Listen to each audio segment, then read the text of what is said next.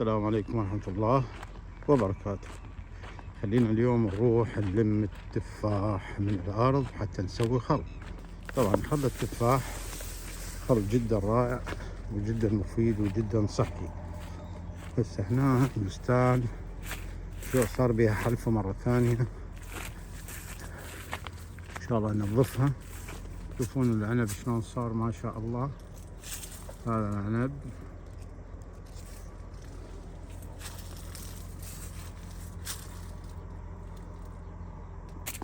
حاليا أزهي. هذا هسه التفاح فتحناه، لقيت زوجتي تلم هذا قسم. تشوفون هذا اللي واقع بالأرض، هاي جمونتي. ها جمونة تلمين تفاح؟ هذا تفاح تلمين؟ نمين. اي نمين. يلا يلا هاي نلمها هسه حتى نسوي خل.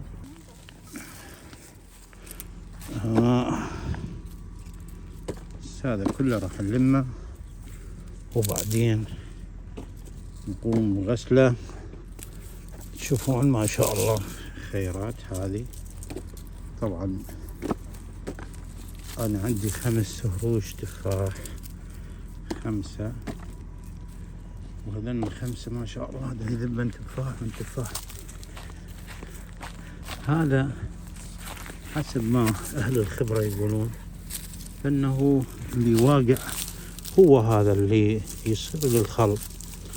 أفضل تفاح هو هذا اللي يصير للخل أو يصير للخل. فإحنا بدل ما يتلف، هاي نعمة الله. أي يلا عافية عافية عافية عافية.